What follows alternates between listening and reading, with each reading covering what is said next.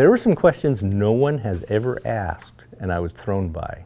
Okay, good. Good question. Can you describe an early experience you had in a public library? I can. I remember being 10, 11, 12 in Casper, Wyoming, riding my bike to the library. I was the only guy who did that. And the librarians there took good care of me because they weren't used to seeing a young boy come in by himself. And I think they were able to locate every Encyclopedia Brown book in the state of Wyoming for me. And then when I got through that series, they started recommending other books. And I always say, honestly, that I think I learned more in the library than I ever did in school. And that's where I decided someday I would write a book. And used to go down the aisle, the stacks, into the B section to find where my book would be someday, and not knowing what it would be about, but where it would be. I've since learned it's better to see where it's been checked out than simply be inventory on the shelf. What are you currently reading? Right now, I'm reading two books. Jim Harrison, book called Wolf, written in the 70s. That's one I missed. I'm a fan of Harrison. And the new Michael Connelly book I just started the other day. What is your research process for writing a new book? Totally depends on the book and how well I know the subject matter. I tend to choose subjects that I'm intrigued with, but sometimes don't necessarily know a lot about. Things like wind energy or natural resource issues, ethics, hunting, fishing, high-tech, data centers, things I don't know much about. And if I don't know much about them, I go to those places and talk to engineers and the CEOs in some cases. If it's about a controversial subject, I try to seek out experts on both sides of the issue. And I take lots of notes like a newspaper reporter, like I was, and then I incorporate that into the book. And my thought always is, I'm not trying to drive home a political point, I'm trying to expose both sides and trust the reader to come down where they will. What's your favorite trope within the mystery, western, or crime genres? Favorite trope, and it's in a lot of them, it's a little bit in mine too, is the sidekick's ultra-violent friend or buddy who might come in and clean things up in an unethical and violent way. That happens a lot. That's in a lot of books. It's in mine. My guy like that is named Nate Romanowski, who's a outlaw falconer with a special forces background. Tell us about where you sit when you write. Where do I sit? I live on a ranch, and we have a barn, horse barn, and when we built the barn, we built an office on top of it.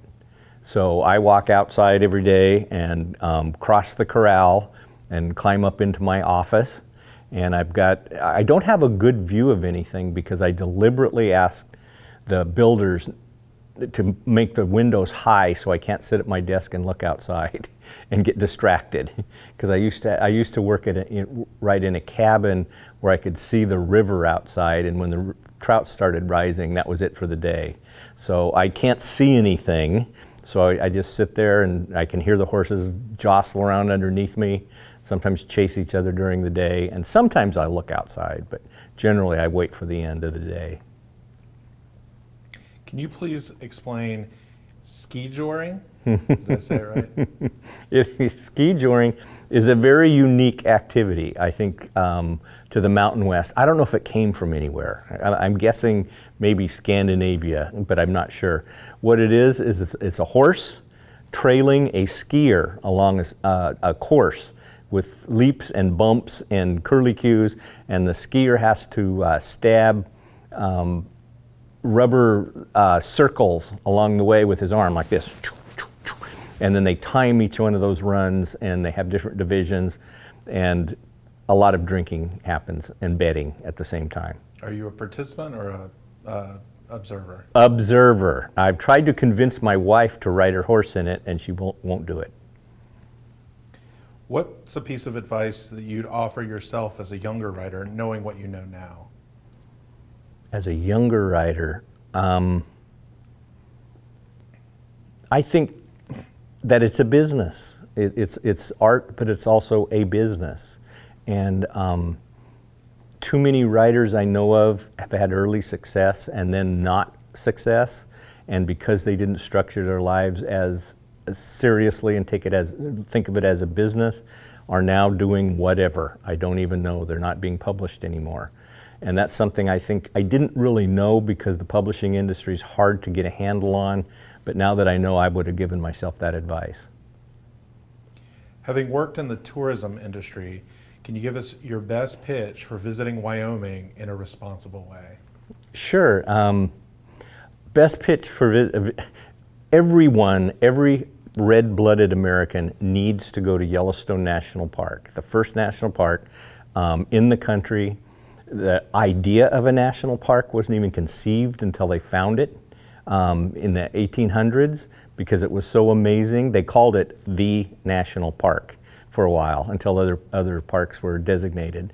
But you know, so it's a mixture of geothermal activities, wildlife, you know, tremendous scenery, mountain scenery.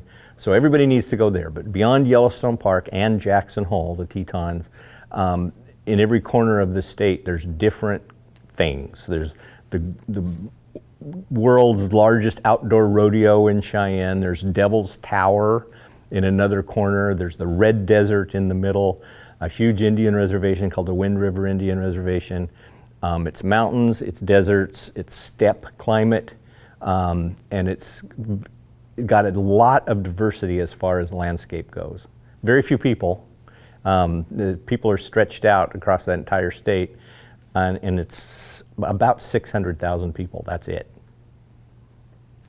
Who's a non-literary artist that you find inspiration from? A non-literary artist.